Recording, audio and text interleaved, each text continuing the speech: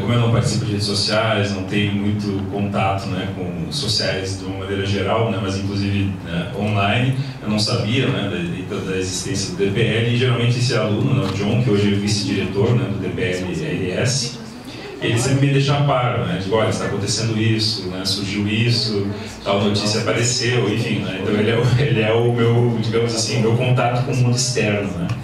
E ele me falou do DPL no início desse ano, né, recomendou fortemente que eu conhecesse um pouco mais do trabalho, ele entrou em contato com o Peterson também, e o Peterson entrou em contato comigo. Enfim, aí eu encontrei, né, digamos, um grupo, né, com o qual eu poderia trabalhar, né, especialmente tendo em vista a minha visão, né, conservadora e também liberal. Né, não libertária, né, mas liberal num sentido mais que eu chamo de clássico, né, e que remonta a autores como Locke, Adam Smith, etc. Né? E também com autores da escola austríaca, autores com os quais eu já trabalhava em sala de aula. Né? Eu trabalhava com esses autores, trabalhava com temas conservadores, obviamente com alguma resistência, né? Mas por ser uma universidade pública, né? Então eu me sentia mais à vontade, né? Apesar dos problemas de tratar desses autores em aulas na graduação e na pós-graduação. Então foi natural que eu acabasse me aproximando do DPL, conhecendo, né, como o DPL funcionava, quais eram os seus princípios, qual era a sua missão, etc. E a partir desse momento, eu, como todos aqui, né, que muitos eu soube, né, tiveram experiências também como eu, bastante desagradáveis dentro do ambiente acadêmico, bastante sofridas até em alguns casos, né, no meu caso, por exemplo, né, estive de licença, né, por um bom tempo, né, por conta de alguns problemas que eu também enfrentei na universidade.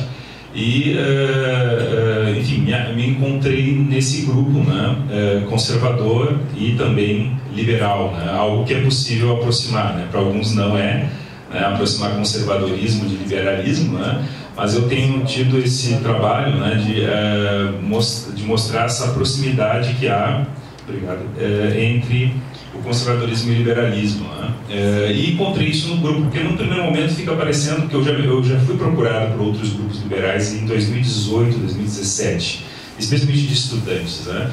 Então, não consegui, digamos assim, defender determinados pontos, né, como por exemplo esse, né, que eu tratei aqui nesse texto, né? Esse é um texto que eu escrevi especialmente aqui para a Secretaria da Família, né, tratando da ideia de família natural, né, ou seja, né, um homem, uma mulher e os filhos oriundos dessa relação, mas de um ponto de vista filosófico, né, de um ponto de vista baseado também em diversas pesquisas, né, das ciências sociais, da biologia, né, até da sociobiologia, enfim, né, como eu transito muito por várias áreas, eu vou encontrando informações que são interessantes para defender determinadas perspectivas conservadoras, mostrando que existem razões não apenas filosóficas, né, ou sociológicas ou históricas, mas também biológicas, né, e de áreas que não só das humanidades, que justificam, né, essa visão que eu chamo de conservadora de família. Né? Inclusive eu já falei sobre isso para os liberais, inclusive. Né? Então eu vou dizer para vocês que houve uma certa dificuldade no início, né? No primeiro momento, bom, DPL, mas será que não é como aqueles outros grupos, né? Já palestrei para o MBL, para o EPL, em anos anteriores, né? Só que era muito confuso, né? Eu me sentia muito confuso, eu senti que o ambiente era muito confuso, né? Não parecia assim uma perspectiva conservadora e liberal séria, né? Eu costumava dizer que, né, boa parte daqueles jovens com os quais eu conversava, eles liam a orelha do livro ali, né, do autor e ponto, né? Ficavam com aquilo, né? E não se aprofundavam mais, né? Então quando a gente tentava ter uma discussão mais séria sobre os autores, dava para perceber assim que era muito esses grupos, né, de estudantes sobretudo, né, eram muito superficiais, assim, né? Eles tinham, era como um modismo, né? Então eu fui me afastando desses grupos, palestrei para eles e tudo mais, mas no final me afastei. E acabei, né, me encontrando, né, no DPL, uma vez que eu vi que havia esse espaço aqui, né, para uma discussão séria, uma discussão teórica, né, nas mais diversas áreas. Né. Eu participo de vários grupos do DPL, né, tem no WhatsApp, eu acompanho, né, não sou tão ativo, né, nesses grupos, né, mas eu consigo acompanhar alguns debates que acontecem ali sobre diversos temas, né, e de fato assim, uma preocupação muito séria com a questão teórica, né, daquilo que é discutido dentro, né, desses grupos, né, com a educação, com as humanidades, enfim, com a ciência, né, também, né, isso foi discutido bastante recentemente.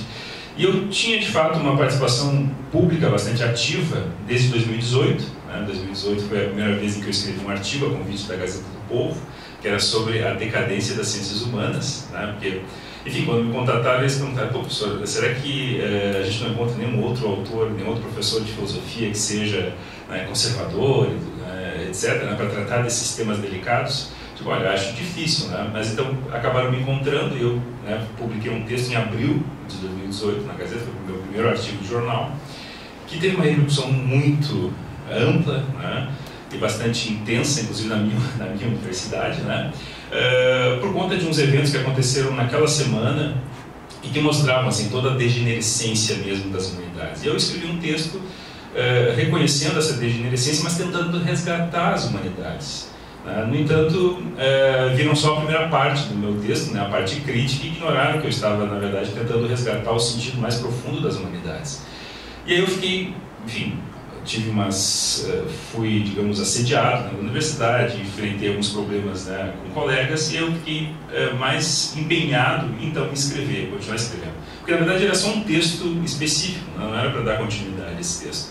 Mas aí eu fiquei tão indignado com a reação que eu vi que eu precisava continuar escrevendo. Então, por isso que eu tenho escrito muito, né, focado, sobretudo, num público mais geral. Né. Artigos acadêmicos são importantes, né, é importante para nós, enquanto acadêmicos, né, trabalhar com pesquisas voltadas para um público mais acadêmico, mas eu, pela minha experiência, acredito que nós, do DPL, especialmente nós professores, nós temos que começar a conquistar um espaço que chegue num público muito mais amplo. Tá? Então, essa foi a minha, por isso, né, eu escrevi tantos textos, né, nesses últimos anos, justamente para atender assim, essa demanda de pessoas que apresentem posturas que não sejam a postura mainstream dos meios midiáticos. Né? Então, tratando de questões como conservadorismo, liberalismo, ou questões mais delicadas, né, como a questão da família, a questão do aborto, a questão, recentemente publiquei lá uns textos sobre a questão da pedofilia, da erotização das crianças. Enfim, acho que é um dever nosso, enquanto acadêmicos também, usar de uma linguagem não tão acadêmica para mostrar, digamos, os fatos, né? Ou ainda mostrar que o rei está nu, né? Ou seja, porque as pessoas não percebem disso, né? Elas veem ali, né, que os acadêmicos, imagine, eu fico pensando, se o meio acadêmico, que é um meio, digamos, entre aspas, superior, ele defende determinadas ideias, as pessoas lá na base vão pensar: poxa, mas se um professor universitário está dizendo isso, que é normal isso, então quem sou eu para questionar? Né? É um acadêmico, né? Alguém que está no nível superior, então eu tenho que, mesmo que no íntimo eu não concorde, e de fato as pessoas, é aí que eu quero chegar, né, no tema, né, que foi proposto para essa fala, sobre a questão da ética e da moral, né, na filosofia política brasileira, ou ainda na política, né, brasileira, as pessoas no seu íntimo, elas são conservadoras, elas são também liberais. Em geral, o que elas querem é manter certos valores que elas herdaram da tradição e querem viver as suas vidas em paz. Ou seja, elas não querem que o Estado fique incomodando, que o Estado fique dizendo: educa teu filho assim, leva teus filhos para a escola com 4 anos de idade, né, e coisas do gênero. Né? Não, elas querem viver a sua vida em paz, trabalhar, ganhar o seu dinheiro, comprar seu carro, comprar sua casa. No fundo, as pessoas normais, digamos assim, né, elas são liberais. Elas acreditam em certos princípios liberais, liberdade econômica, liberdade para empreender, e etc. Né? A gente percebe bem isso agora, né, que as pessoas estão reagindo, né, a certas imposições que foram feitas, especialmente em prefeituras e estados, né, de lockdown. Né? As pessoas estão indo à praia, as pessoas estão saindo porque elas querem ser livres, elas querem correr riscos, né, a partir da sua própria autonomia, decidindo se elas podem ou não, usando da sua prudência, enfim. Né? Então, as pessoas, partindo desse pressuposto de que as pessoas comuns, o senso comum, digamos assim, ele é liberal e ele é conservador, nós temos aí um grande espaço, né, para atrair essas pessoas, inclusive para o próprio movimento. Né? Porque esses textos que a gente já publica, né, eu percebo que eles têm assim, um número impressionante de visualizações.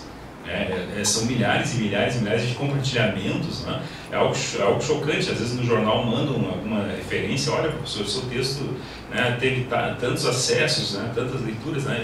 É chocante assim, quantas pessoas carecem desse tipo de publicação, desse tipo de opinião. Ou seja, nós temos que ser, enquanto DPL, uma espécie de farol, né? É um farol ali, as pessoas estão perdidas, né, naquele oceano, naquela tempestade, e o DPL aparece como um farol para mostrar para elas, olha, existem certos valores que são importantes, certos valores que importam, vocês estão certos, os valores que vocês têm com vocês, eles são certos, enfim, né?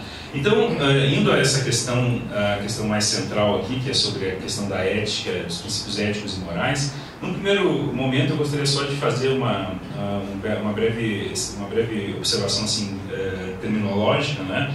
Que, a respeito especialmente dos termos ética e moral, né? Porque, na verdade, originalmente esses termos eram sinônimos, né? Inclusive muitos autores na área da ética eles consideram que esses termos são intercambiáveis, né? Porque o ethos grego foi traduzido por Mores, né?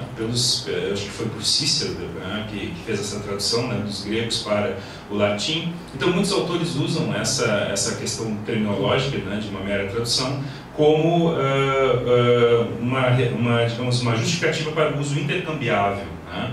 Um autor importante na ética recente, né, que é o Tugendhat, ele inclusive diz, né, que falar em ética e moral é como falar em servos e veados, né, no livro dele sobre ética, né? E claro, há autores que separam. Kant, né, na Metafísica dos Costumes, ele faz uma breve separação, né, entre ética e moral. Hegel, né, um dos autores mais importantes que faz a distinção entre eticidade e moralidade. Então há autores que distinguem tecnicamente esses conceitos, ética e moral. No entanto, de uma maneira geral, eu particularmente costumo usar esses dois termos como intercambiáveis. Então eu falo em ética, eu falo em moral, né? E a que eles nos referem, a que eles remetem, né? A que esses conceitos remetem? Eles nos remetem, em linhas gerais, a modos de comportamento, né? O ethos é aquele modo mediante o qual as pessoas se comportavam, né? Se refere, né, a um modo de comportamento, né, entre os indivíduos. E essa ideia geral, né, ela é útil para o que eu quero falar aqui, que é o seguinte: certos princípios, eles não foram inventados por nós. Vejam, quando nós falamos aqui numa filosofia política brasileira ou numa filosofia moral brasileira, essa é uma questão bastante delicada, né? Porque nós temos já na academia uma grande discussão sobre se há de fato uma tradição filosófica brasileira propriamente, né? Porque nós não temos, exemplo do que acontece com outras tradições, correntes ou enfim, né, que nós inclusive estudamos no meio acadêmico, né? Existem alguns autores que estão sendo redescobertos ou descobertos, né, como o Mário Ferreira dos Santos, né, que eu acho um dos autores mais importantes da filosofia brasileira. Eu particularmente tenho descoberto ele recentemente, porque só agora ele vem sendo publicado, né, pela editora Realizações, que vem trazendo, né, a sua obra.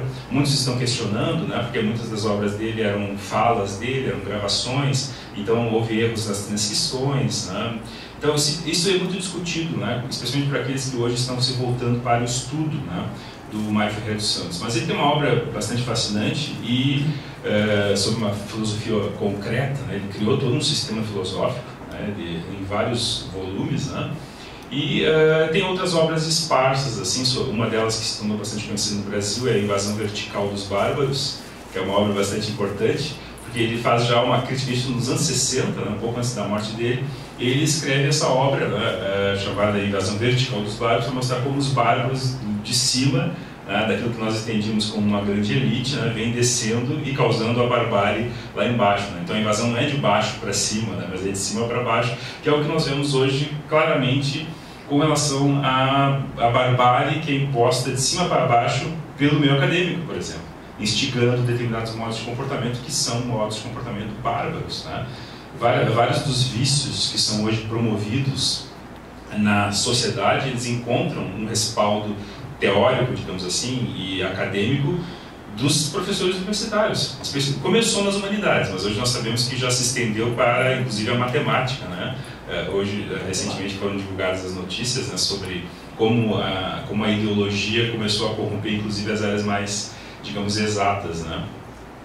Então esse vai ser um grave problema que nós enfrentamos qual seja o de mostrarmos às pessoas que existem certos valores que são valores objetivos, ou seja, que são valores que brotam da sua própria natureza e que não são princípios criados, seja por meio acadêmico, seja por uma mentalidade centralizadora, mas eles surgiram espontaneamente. Isso é algo bastante liberal, né? Bastante liberal no sentido de que o liberal, ele sustenta o quê? Ele sustenta a catalaxia, né? Ou seja, a ordem espontânea. Aqueles valores que não surgiram porque alguém um dia acordou e pensou, eu vou inventar família, por exemplo. Vou pegar esse gancho aqui, né? Ninguém acordou um dia e pensou, hoje eu vou inventar família, vai ser uma invenção, né, fascinante, né? Vai ficar para todo sempre. Ou eu vou inventar a regra de ouro.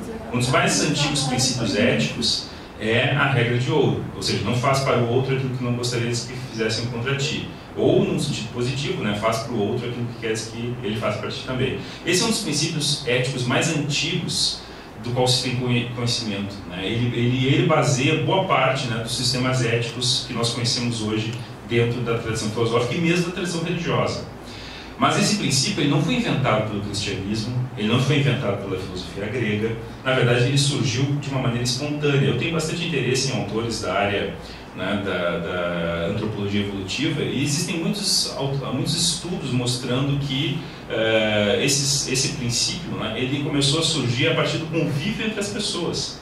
Propriedade privada também. A propriedade privada não foi inventada. Alguém acordou um dia, vamos inventar. Ou o próprio Estado. E aí eu entro num conflito, às vezes, com os liberais, né, com os libertários, digamos assim, que querem o fim do Estado. Né? Mas eu digo a eles, olha, algo como o Estado não foi inventado por alguém.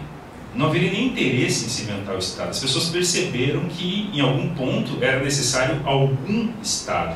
Porque elas perceberam que, por exemplo, numa disputa de propriedade, quem é que vai resolver a questão? Quem é que vai resolver o conflito? Se é o sujeito, o mais forte vence. Então eles devem ter se apercebido em algum momento que determinadas instituições, como por exemplo a propriedade privada e o próprio Estado, eram em alguma medida necessários. Para quê? Para que eles pudessem alcançar o seu propósito, um propósito de vida, né? Ou seja, um plano pessoal, individual de vida. Então o Estado é necessário nessa medida, na medida em que ele permite uma relação de coordenação entre as pessoas, para que elas possam chegar no seu fim, chegar nos seus objetivos, de uma maneira em que elas não sejam tolhidas. Mas é claro, a liberdade ela sempre implica em um certo cerceamento. Eu gosto muito da distinção que o John Locke faz no segundo Tratado sobre o Governo. Ele diz o seguinte, ele diz, olha, liberdade não é o mesmo que licenciosidade. Porque imaginem se todos nós estivéssemos à mercê da vontade de alguém. Nós seríamos escravizados. Então Locke distingue liberdade de licenciosidade, inclusive dando assim, a compreensão de que a liberdade, para ser preservada, ela precisa de freios contra a licenciosidade. Licenciosidade, sim, é fazer o que bem se entende. Eu faço o que eu quero, né? Aquele discurso, né? Eu sou livre para fazer o que eu quero, eu sou livre para fazer o que eu bem entendo, né? Não, as nossas ações elas não são restritas a nós, elas atingem também o outro. Então, na medida em que elas atingem o outro, elas precisam ser, em alguma medida, cerceadas. Isso é liberdade. Então, a liberdade ela é protegida quando nós evitamos a licenciosidade. Com isso, nós não nos tornamos reféns de alguém. Então, uma série de categorias, como propriedade privada, Estado, a própria família, né? E eu tenho, nesse texto aqui eu aponto, inclusive, né, vários estudos na área da biologia, da antropologia evolutiva, etc., que, por exemplo, monogamia não foi uma criação, ela surgiu espontaneamente. E existem várias razões mostrando, os estudos que eu aponto ali mostram por quê, de maneiras diferentes, né, por que ela surgiu. Mas o mesmo vale também para certos princípios éticos, e eu aqui focaria sobretudo nas virtudes. Pensando assim nas virtudes, sejam nas virtudes cardeais, sejam nas virtudes que se depreendem delas, e mesmo nas virtudes teologais. Por que eu coloco isso? Porque existem também alguns estudos, eu gosto muito de citar um estudo de 2005, que foi feito por psicólogos da tradição da psicologia evolutiva. E eles fizeram um estudo, né, em diversas culturas, especialmente focados nos textos escritos dessas culturas mais antigos. Foi o budismo, o hinduísmo, filosofia grega, cristianismo, islamismo, Enfim, tomaram várias referências, né, nesses textos clássicos. E o que eles descobriram? Eles descobriram que esses povos espalhados ao redor do mundo, que não estavam em contato, que não estavam, digamos assim, dialogando, eles tinham as mesmas virtudes, eles defendiam virtudes muito similares. E virtudes que podem ser encaixadas, por exemplo, dentro das virtudes cardeais. Então, nesse sentido, o que eles tentam demonstrar com isso, né? Eles tentam demonstrar que esses princípios éticos, entendendo que as virtudes como princípios éticos, eles não foram criados por essas culturas. Na verdade, eles brotaram da natureza humana mesma. Ou seja, claro, eles pensam de um ponto de vista meramente evolutivo, esses autores. Mas eles corroboram uma visão que não é de um autor evolutivo, que é do C.S. Lewis. Não sei se alguém aqui já leu A Abolição do Homem, que é um livro que ele escreve nos anos 40. E o que o C.S. Lewis sustenta nesse pequeno livro, A Abolição do Homem?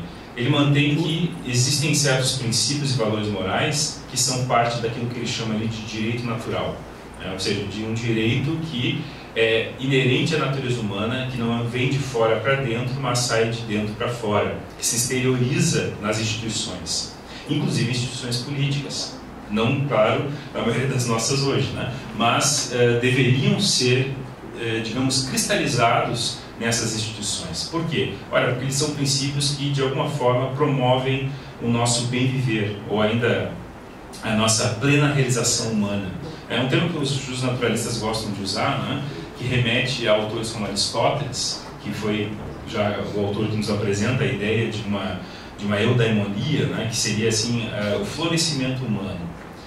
Então vejam, esses princípios morais ou éticos, né? Eles de alguma forma servem como meio para que eu possa me autorrealizar enquanto pessoa humana. Então a questão dos princípios éticos, eles não podem ser relativizados, nós não podemos entender a ética como qualquer valor. Ou seja, hoje no meio acadêmico nós acompanhamos essa discussão. Eu mesmo enfrento muito isso, né, ou enfrentava, né, enquanto ele estava lecionando, o fato de muitos alunos, né, sempre virem dizer: professor, não existe valor moral absoluto, o bom e o mal não é objetivo, bem e o mal são aquilo que me agrada ou não agrada. Enfim, é um relativismo, né? Na verdade, o meio acadêmico hoje ele está imerso dentro de um relativismo, especialmente desde a década de 60 isso se agravou, né? Na verdade, o ponto é que é fácil deixar que os vícios eles tomem conta. O difícil é ser virtuoso, né? Porque a virtude, inclusive virtus, né? É isso, né? Essa fortitude, né? Então por isso que é mais difícil. Ele precisa ser forte para ser virtuoso, para ser justo, para ser temperante, para ser corajoso, né? Ele precisa de força para isso, né? Não é algo que aconteça espontaneamente. Só uma coisa, esse relativismo, o senhor acha que foi proposital, estratégico, desde a década de 60? Então? Olha, eu vejo que desde o final do século XIX ele já começa a ganhar força, né? Por exemplo, um dos autores que é precursor desse relativismo é Nietzsche, né? Ele fala já no final do século XIX de um perspectivismo em ética. Tudo uma questão de perspectiva, né? E mesmo algumas ciências começam a se tornar mais, digamos, relativistas desde o final do século XIX. Mas, na primeira metade do século XX, algumas teorias, especialmente neomarxistas, elas começam a ganhar espaço dentro do meio acadêmico. Por exemplo, a escola de Frankfurt, pós-modernismo, pós-estruturalismo, todas essas correntes que surgem ali e ganham força nos anos 60, especialmente, né? A década da, digamos, revolução sexual, né? Da liberação do uso das drogas. Enfim, foi uma década bastante problemática, na minha opinião, né? De um ponto de vista moral e civilizacional, inclusive. Porque, na verdade, hoje vocês vão, sei lá, São Francisco, cidades essas que eram o Summer of Love, né? De São Francisco. Hoje, milhares de pessoas estão na rua, morando na rua, drogadas, né? Vivendo como nas grandes cidades brasileiras, né? Ou seja, ali nós temos digamos, o efeito concreto dessa ideologia, né? Ou seja, nós temos famílias desestruturadas. Em 2011, dados, né, dados aqui do Brasil nos mostravam que 6 milhões de crianças não tinham o nome do pai dentro na sua certidão de nascimento. 6 milhões de pessoas tinham o nome do pai, isso em 2011, não consegui encontrar dados mais recentes, né? Justamente pesquisando para esse texto aqui. Então, esse é o resultado de uma mentalidade relativista que ganhou força desde o final do século XIX. Depois, eu diria que vários fatores, na minha opinião, teóricos, eles contribuíram para que nós chegássemos nisso. Por exemplo, a filosofia de Nietzsche, a teoria evolutiva, em alguma medida, o marxismo. Essas são correntes muito próximas, e que, de alguma forma, acabaram tendo um impacto muito grande na sociedade. E há também algum planejamento, especialmente se nós considerarmos, por exemplo, o surgimento da Sociedade Fabiana em 1884. Eles também passaram a aderir a essas maneiras e levá-las gradualmente, porque o propósito deles era gradualista, a instaurar essas ideias relativistas dentro do meio acadêmico. Eles criaram a London School of Economics, foi criada pela Sociedade Fabiana, onde estudou George Soros, por exemplo. Enfim, então eles começaram a introjetar dentro da cultura, e vários filósofos fizeram parte da fundação da própria escola, como Bertrand Russell, escritores famosos como A.G. Lewis, e várias outras figuras proeminentes da cultura, elas fizeram parte do surgimento dessa sociedade. Então, esses fenômenos, na minha opinião, eles não são fenômenos isolados, mas eles, de alguma forma, eles se uniram com um propósito comum, que era o de desfazer a sociedade tal como nós a conhecíamos ou tal como ela se instituiu, que é uma sociedade basicamente cristã. Se a gente lê, por exemplo, os estudos do Christopher Dawson, um historiador britânico bastante relevante, ele também tem sido traduzido para o Brasil, ele faleceu no início dos anos 70, mas ele tem uma obra bastante erudita em que ele vai mostrando como a cultura ocidental ela forjou as nossas instituições, os nossos valores a partir daquilo que ele chama de a alma do Ocidente, que é o cristianismo. Então a tese dele é essa, o cristianismo é a alma do Ocidente, ou seja, foi o cristianismo que inspirou o surgimento de todas as grandes instituições que solidificaram uma sociedade civilizada. E dentro desses valores instituídos estão as virtudes, que não foram inventadas pelo cristianismo, inclusive, ou seja, antes mesmo da filosofia grega já havia essas virtudes, porque são virtudes humanas, elas não foram inventadas por uma instituição, são virtudes que brotam da nossa própria natureza, as virtudes. E essas virtudes, elas são forças que nos permitem evitar um afastamento daquilo que nos torna humanos. A nossa plena realização humana, enquanto humanos, ela passa pela solidificação dessas virtudes, daquelas virtudes que nos ensinaram como sendo virtudes cardeais, ou virtudes também as teologais, porque fé, esperança e caridade também são virtudes que podem ser entendidas de uma perspectiva, digamos, mais humana do que propriamente religiosa, a ideia de um transcendente, a ideia, enfim, de caridade. Elas são virtudes que valem mesmo para aquele sujeito que não reconhece o valor da própria religião. Tanto é que a caridade, por exemplo, ela pode ser exercida por qualquer sujeito, independentemente de se ele crê ou não em Deus.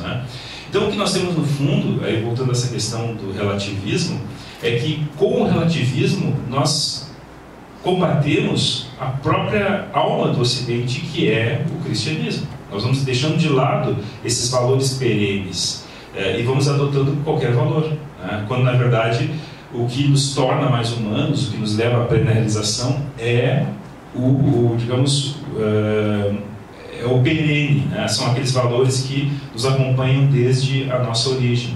Então, quando nós falamos em princípios éticos ou morais, da política brasileira ou da filosofia política de uma maneira geral, nós estamos nos referindo não a valores morais que foram criados aqui no nosso contexto social. Nós estamos nos referindo a valores mais profundos, valores que devem inspirar as nossas instituições e a elaboração de outros princípios morais também, que devem estar de alguma forma conectados a esses princípios.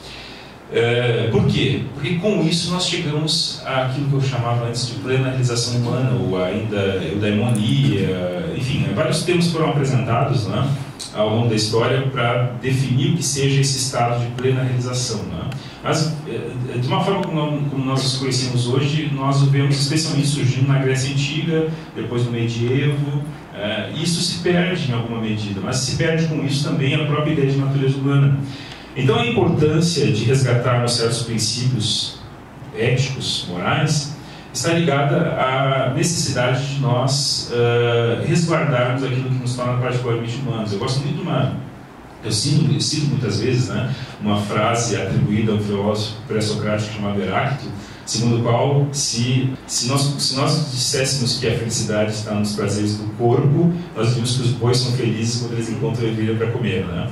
O que ele quer dizer com isso, né? Ele coloca de uma forma mais geral algo que, digamos, estabelecido de uma maneira mais didática por Aristóteles depois. Aristóteles vai nos dizer que nós temos uma natureza vegetativa, nós respiramos, nós digerimos, etc. Nós temos uma natureza senciente, nós sentimos dor, frio, fome, mas nós também temos uma natureza racional. Então vejam, o relativismo, em alguma medida, ele está ignorando a nossa natureza racional, está deixando de lado aquilo que nos torna particularmente humanos e nos levando àquilo que nós podemos chamar de uma animalidade. Então, a importância de nós resgatarmos os princípios éticos e morais está ligada à importância de nós reconhecermos o que nos torna humanos. E ninguém mais se faz essa pergunta: o que nos faz humanos?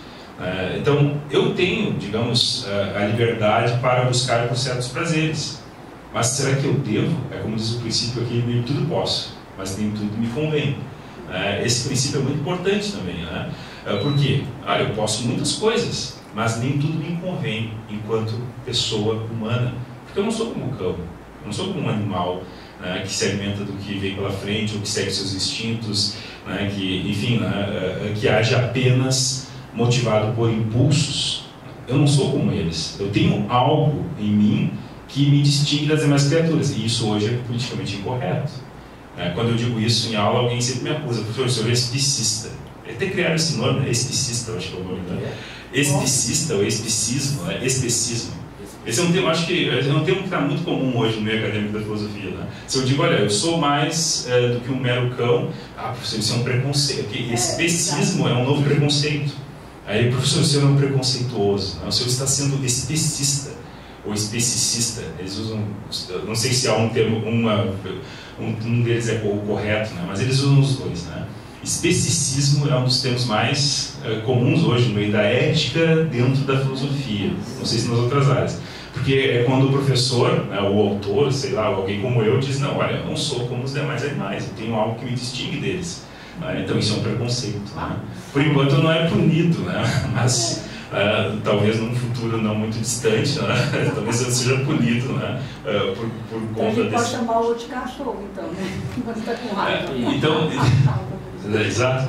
Então, o que acontece, voltando a essa questão... você está considerando o animal inferior ao homem. Exato. Né? Esse é o ponto. Né? Eu estou considerando ele menos do que eu estou me colocando acima deles. Especismo. Esse é o termo mais comum hoje em professores de ética. Deixa eu falar desse termo. Eu vim da filosofia. Então, eu sei esses termos antes de vocês. Né? Eu pego eles todos em primeira mão, assim, né? Porque eles geralmente surgem de lá, né? E aí eles chegam, né, nos outros ambientes, vão chegar na sociedade civil também, né? E vão chegar na formação até de crianças depois, né? Porque que vão ser alertadas, olha, vão sendo incorporados na educação rapidamente, né? Vão sendo incorporados rapidamente na educação. E as crianças vão chegar a um ponto em que elas não vão saber se elas são mais ou menos do que um cão, né, por exemplo. Nada contra os animais, né? Nada contra os animais. Embora lá no sul, né, nós temos o hábito, né, do churrasco, né? Então é algo sagrado ainda lá, né? Não sei por quanto tempo vai durar isso, né? Mas lá essa questão do não comer carne, essas propostas que a ONU vem apresentando de comer inseto, isso não chega lá, não chegou lá ainda, né? Nós não estamos ainda considerando comer insetos, né? Como a FAO, lá, o órgão da ONU, propôs, né, que nós passássemos a trocar a carne de gado por insetos, né? Você estava contando a origem dessa forma de pensar, de certa forma, no final do século XIX, né? E daí, essa sua última fala, eu lembrei de uma passagem da filosofia nietzschiana, quando ele vai dizer justamente isso, que o homem não tem nada de especial em relação aos outros animais, né? Que foi num momento, o homem foi criado num momento como qualquer outro, E ao contrário, ele diz que o homem é um animal de certa forma manco, por ser dividido em duas forças, que é o apolíneo e o dionisíaco. E ao priorizar a razão e esquecer do seu lado instintivo, o homem se torna até inferior aos outros animais. Exato, essa é a ideia de... Sr. Carlos, o Google aqui na Wikipedia. É especismo, né? O ponto de vista de que uma espécie, no caso a humana, tem todo o direito de explorar, escravizar e matar as demais espécies de animais por considerarem inferiores. Só que o que aconteceu, de certa forma, é que o Nietzsche fazia isso de uma forma muito mais refinada. Hoje se dá de uma forma muito mais vulgar, ele tinha um talento literário muito grande, né? Mas eu costumo dizer para os meus alunos, olha como ele morreu, né? Ou eu gosto muito de ver a biografia de alguns autores, né? Então veja uma biografia de Nietzsche, veja uma biografia de Foucault, veja a biografia desses autores, né? Vejam como eles acabaram suas vidas, vejam como eles viveram suas vidas, né? Muitas vezes, e o próprio Nietzsche, enfim, acabou morrendo, né? Internado, né? Enfim, tinha problemas de ordem psiquiátrica, né? Ou seja, enlouqueceu, né? Então, o que eu gosto de colocar é que muitas dessas ideias, elas são oriundas de algumas mentes doentias, né, que de alguma forma levam os seus vícios para a sociedade civil, mediante, né, o meio acadêmico. Mas quando nós observarmos racionalmente, ou mesmo humanamente, certas concepções filosóficas, nós vemos que elas são nocivas à própria natureza humana, ou seja, elas vêm contra a natureza humana. Então, por isso que é interessante, essa é uma visão conservadora, né, em ética. Por quê? Porque o que nós estamos pensando é em conservar aquilo que merece ser conservado. E por que merece ser conservado? Porque funciona. Essa é a questão. O conservadorismo é um empirismo. Ele é um empirismo porque ele vê praticamente, concretamente, que certas ideias funcionam e outras não funcionam. Por exemplo, economia de mercado funciona, leva as pessoas à prosperidade. Fomentar a liberdade individual funciona. O empreendedorismo funciona. Toda a riqueza que nós tivemos até hoje, ela foi construída a partir do quê? A partir de uma liberdade para empreender, da liberdade econômica. Se nós chegamos à civilização que nós chegamos hoje, de um ponto de vista humano, nós chegamos a partir de que virtudes? Das virtudes que foram solidificadas na cultura cristã. Na verdade, inclusive a própria ciência, né? Alguns historiadores na área da filosofia da ciência têm demonstrado que a ciência só surgiu na Europa justamente por conta de a Europa ser uma cultura cristã. Tem o Stanley Jack, Peter Van Wagen, Alvin Plantinga, né, que são filósofos da ciência recentes. Todos eles demonstram historicamente que a ciência é um fenômeno exclusivamente europeu, porque a Europa era uma cultura essencialmente cristã. Então, a própria universidade surge desde dentro, né, da igreja.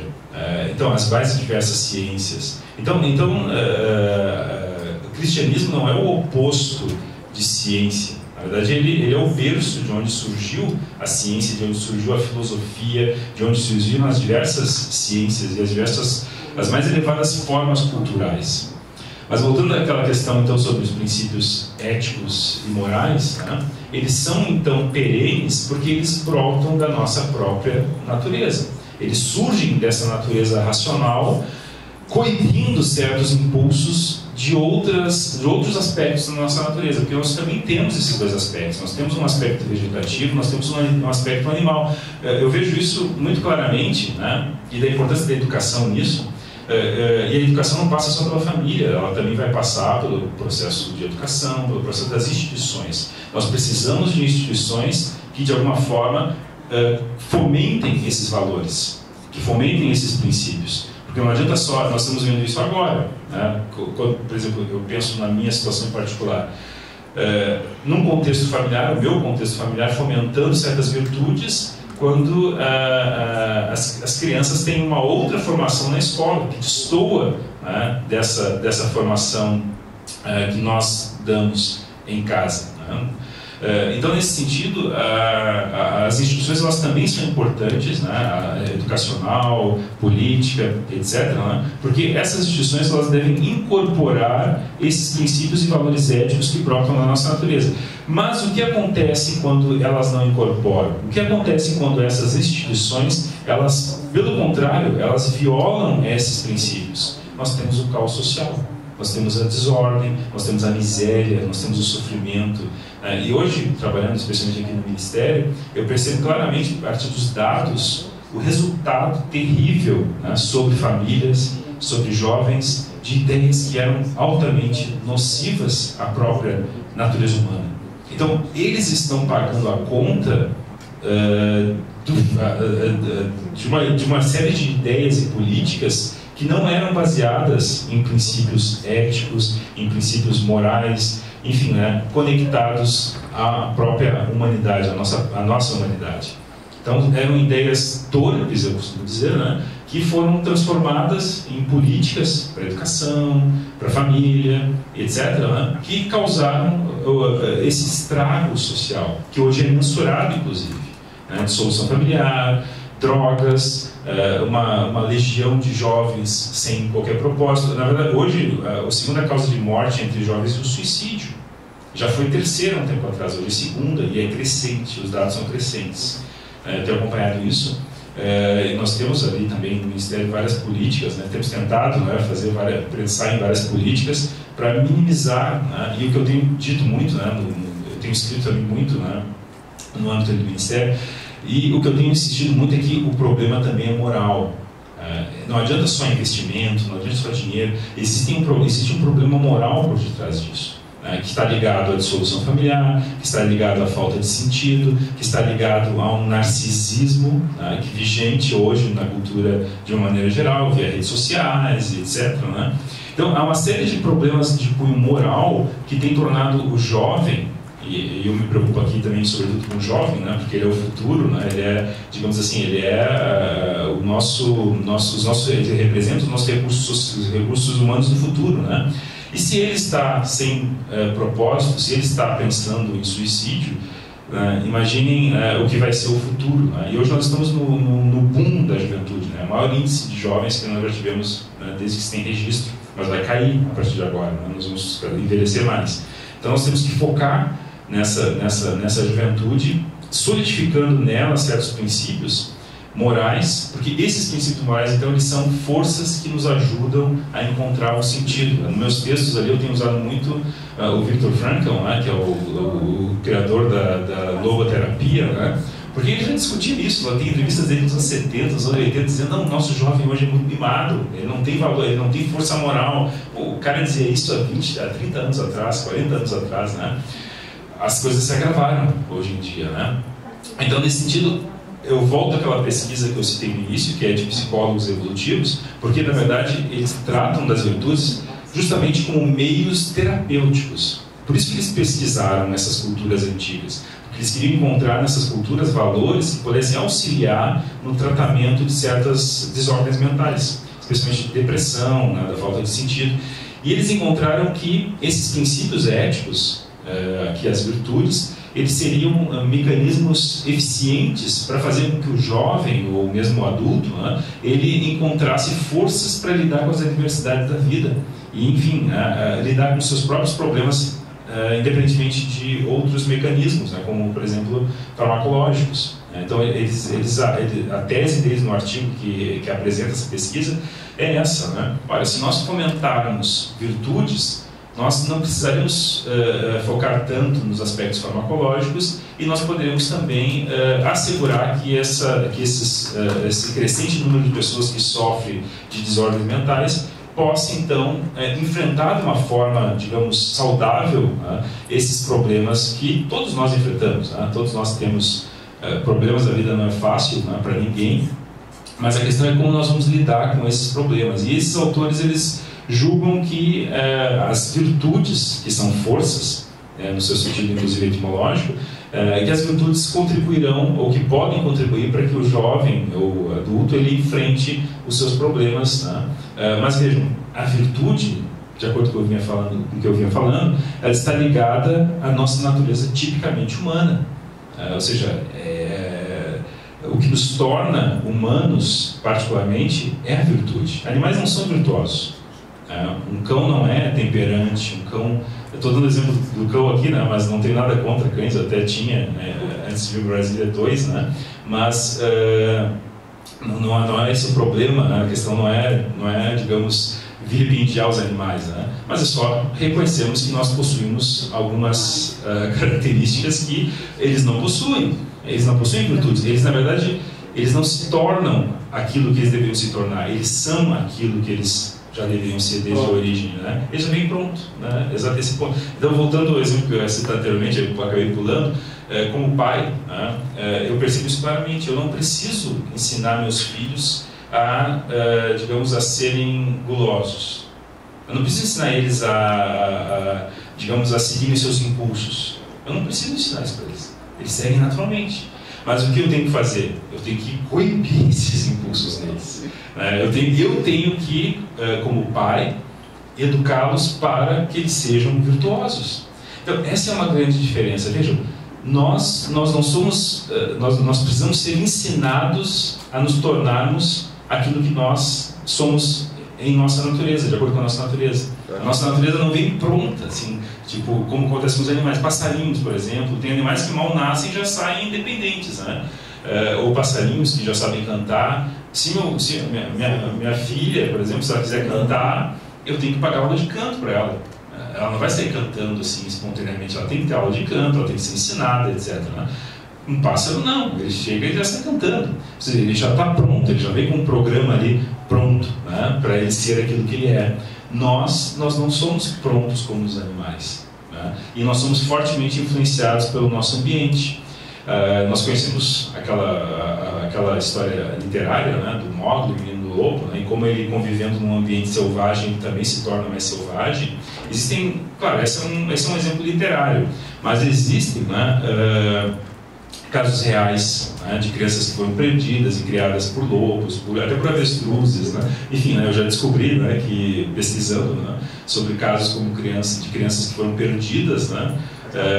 Imagine perder uma criança na selva, que pais bem atentos a isso, né?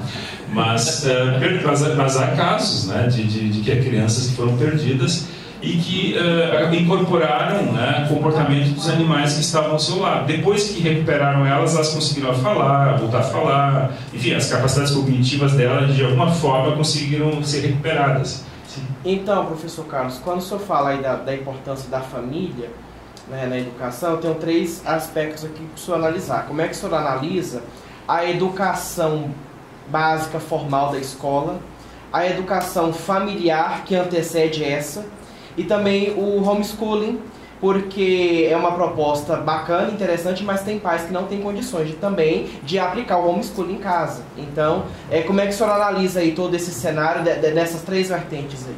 Eu particularmente sou simpático ao homeschooling, né, porque eu vejo que ele é uma alternativa que nós temos ainda que informal e paralela no Brasil, né, mas é uma alternativa que nós temos para acompanhar o estudo dos filhos e educá-los de acordo com aqueles princípios que nós consideramos inegociáveis. Então, assim, é muito difícil, né? Por exemplo, minhas filhas adolescentes, elas têm aula de filosofia, né? E mesmo em uma escola católica é só Deleuze, Derrida, é só pós-modernismo, né? E aí eu tenho que explicar para elas, né, que aquilo tudo é uma bobagem. Eu digo, não, isso é tudo uma bobagem, né? Então faz a tua prova para passar, mas eu vou te discutir filosofia contigo. Então eu e minha esposa nós tentamos, né, acompanhar, monitorar aquilo que elas estão aprendendo para mostrar, né, olha, isso aqui está errado, né? Ou isso aqui é doutrinação, isso aqui, enfim, né? Então é necessária a presença da família, né, para que a família possa esclarecer a criança sobre aquilo que ela está aprendendo. Mas claro, isso é mais difícil para famílias em situação de vulnerabilidade. Por isso que seria interessante, aí, saindo da família para ir para a escola, né? Então o homeschooling tem que ser algo paralelo, mas nem toda família, por exemplo, agora no projeto ensinar literacia para as crianças, ou numeracia, né, que é o projeto, né? Eu vim acompanhando o tempo de aprender, eu acho, né? Eu vim acompanhando uma ideia excepcional, né? Mas eu penso que ela é muito importante, mas há famílias que não conseguem acompanhar ou ler uma história. Às vezes os pais não sabem ler. Uma parte das crianças não tem nem um pai. Não tem nem um pai. Não, nem sabem o que é o pai. São milhões de crianças que não sabem nem quem é o pai. Então elas não vão ter um pai. Nem mãe. Nem mãe. Só para te ajudar, nós já estamos educando lá na periferia netos de craqueiros.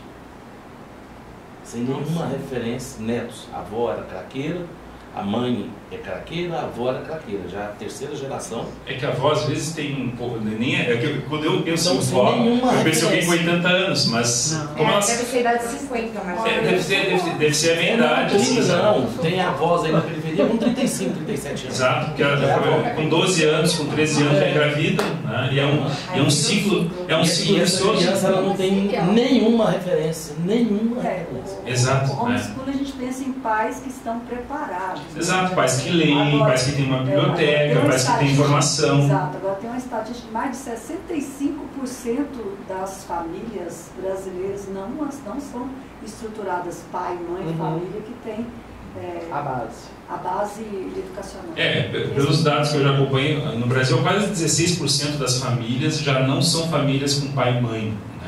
Né? São famílias, em todos 16% é só mãe, né? Que na verdade deixa o filho com a avó, né? Que não vai, ou com os vizinhos. Né? Então como levar o homeschooling para essas famílias? Isso é uma dificuldade real. Né? Então a ideia ela é bonita de fato, e o homeschooling ele funciona. Eu percebo que tanto comigo, pessoas das nossas relações, né, que têm tentado paralelamente à escola acompanhar o estudo dos filhos, sentar com os filhos, fazer literacia, né, ensinar a ler literatura, selecionar a literatura que eles vão poder acompanhar, enfim, né?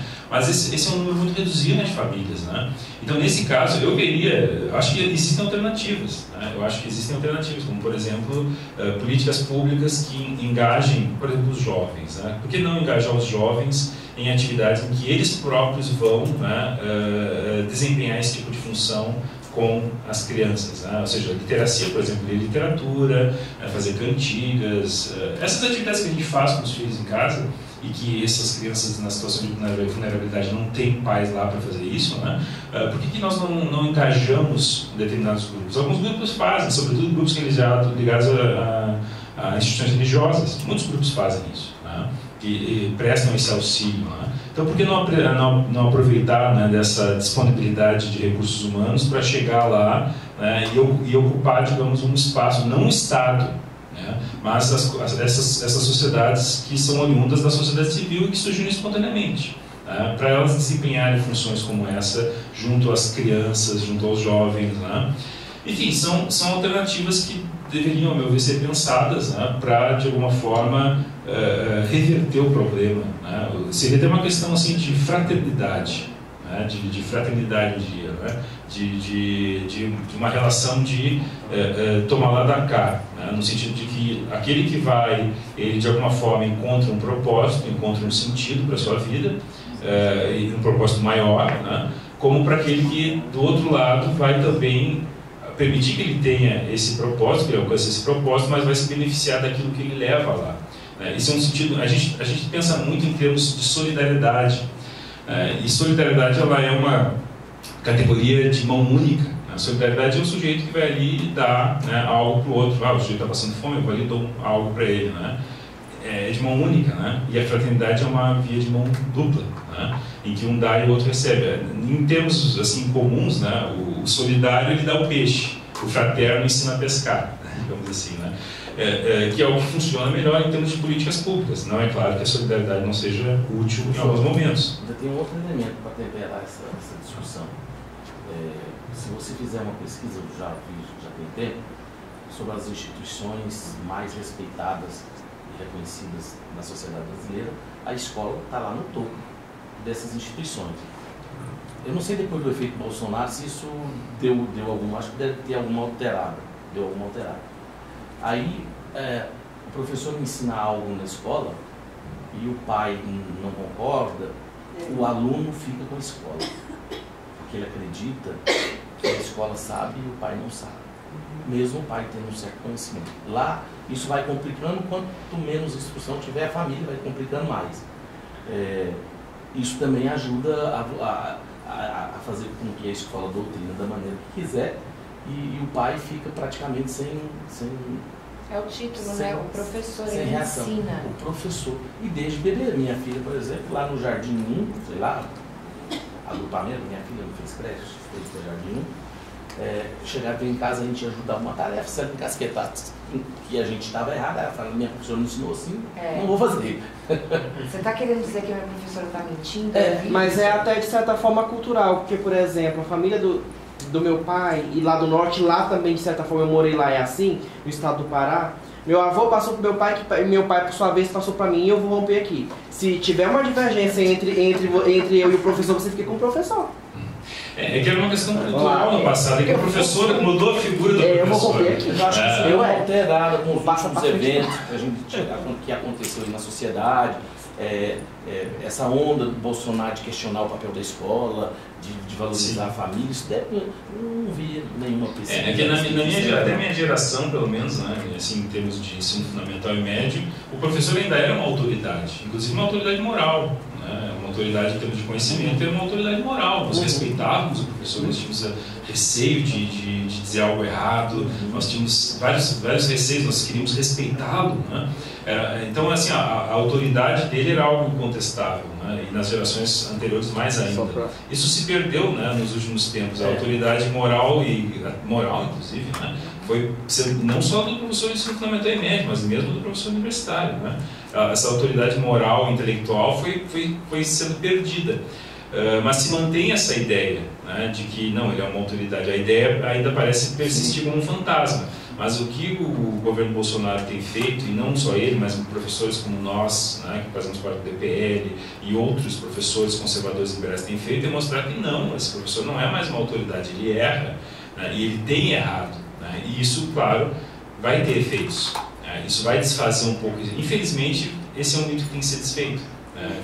Seria bom se nós pudéssemos ainda considerar o professor uma autoridade moral, uma autoridade como era no passado, né? Certas figuras públicas, elas eram figuras de respeito, o policial, o professor. Moral, mas mas que de certa forma e com todo respeito pode ser contestada, pode ser, entendeu? Sim, porque exatamente, não é aquela figura engessada de décadas atrás. Não engessada, mas alguém que no quadro geral mostra, impõe respeito. Eu tive respeito pelos meus professores, né? Claro, deve haver sempre esse espaço para questionamento, né? Ou seja, eu posso contestar, eu posso, enfim, né? Eu posso questionar aquela afirmação do professor, dizer, não, professor, será que isso está certo mesmo? Né? Isso é algo necessário, né? Mas como bons conservadores, a gente gostaria sim que o professor e para a escola tivesse autoridade sobre a forma de ensinar, sobre a metodologia. Claro. Exato. Que a gente, como bom conservador, queria. Mas quando você olha para as redes sociais e você vê professor ensinando criancinha de 3, 4 anos a descer até o chão, aí você fala, pô, essa escola não merece nenhuma credibilidade. Tinha uma pergunta de... Quando eu fui estudante, né, eu aprendi a respeitar o professor. Então não podia nem abrir a boca direito. Hoje eu virei professor, ninguém mais me respeita. Né? Eu fui estudante na época errada e professor na época errada também. Mas vejam, nós temos que reconhecer... Nós temos que reconhecer o nosso papel também, né? O próprio professor, ele precisa reconhecer seu papel na sala de aula, né? Assim como o pai, né? O pai não é um amiguinho do filho, né? Ele é amigo quando for o caso, né? Mas ele é mais do que isso. Ele é uma referência moral para o filho. Ele vai dizer, não, tu não faz isso. Ou tu deve agir assim, tu tem que estudar, tu tem um horário X para olhar o celular, tu não pode olhar fora desse horário. Enfim, o pai, ele é amigo, né? Bate uma bola com o filho, ele vai lá, joga com o filho, mas na hora do dever, o pai não é mais um amiguinho, ele tem que impor. O professor é a mesma coisa, né? Eu, pelo menos na minha prática, claro, me acusaram de vários adjetivos lá por conta disso, né? Mas eu entendo que o professor também não é amiguinho do aluno, não, né? Ele não é um amiguinho do aluno, né? Ele é a autoridade na sala de aula. Até já tive situações, né? Professor, vamos votar por isso? Como votar? Eu sou autoridade aqui. Aqui não tem voto, eu decido. É assim. Questões técnicas, questões de data de prova, questões de trabalho. É minha prerrogativa. eu como professor tenho certas prerrogativas, eu determino a avaliação do aluno, eu faço a avaliação, eu defino a data, eu digo se é seminário, eu digo se é prova. Isso é muito difícil hoje. É muito difícil exercer essa autoridade. Imagina isso com adultos. Isso com adultos em curso noturno. Imagina com crianças lá no fundamental ou no médio, né? Que o professor fica com receio de falar, os alunos fazem o que bem entendem. Então também cabe ao professor resgatar essa autoridade moral, né? Que ele tem dentro da sala de aula. Claro, não exigindo coisas absurdas, né? Não exigindo coisas que não cabem a ele, né, exigir. Mas existe uma série de regras, né, que são impostas pelo professor na sua sala de aula. Né? Minha turma, minhas regras. Né? Eu também uso. Então, cara, o que nós temos... Não está na moda isso? Sim, mas o que acontece na prática é um esvaziamento da sala. Assim, na sala, né, tem 3 alunos, 4 alunos, mas o que é bom, né? O que é bom porque, pelo menos do meu ponto de vista, funciona bem, assim, as aulas são mais interessantes. É uma questão de sobrevivência do mais rápido, né? Sobrevivência do mais forte, né? E aí o mais qualificado é aquele que chega lá no fim. É uma ideia. O que eu estou vendo assim, de complicado é que assim, a gente pode até ter esse interesse, saber da importância da nossa autoridade, mas o que está acontecendo, pelo menos na minha instituição? Os alunos saem correndo e vão falar com a coordenadora, que por sua vez vai contra o professor, a favor dos alunos, e prejudica. Então a nossa autonomia. Aí depende também da universidade. Eu já tive nota de repúdio contra mim por centro acadêmico, por exemplo. Né? Só que, como numa universidade federal, não há muito o que fazer. Entende? Porque o professor não fez nada de errado. O aluno discorda dele, o professor é um conservador, é um liberal, né? Vamos fazer uma nota de repúdio contra ele, né? Porque ele apoia o Bolsonaro, esse foi o meu caso. Né? O professor apoia o Bolsonaro, vamos fazer uma nota de repúdio contra ele e exigir que toda a universidade faça. Né?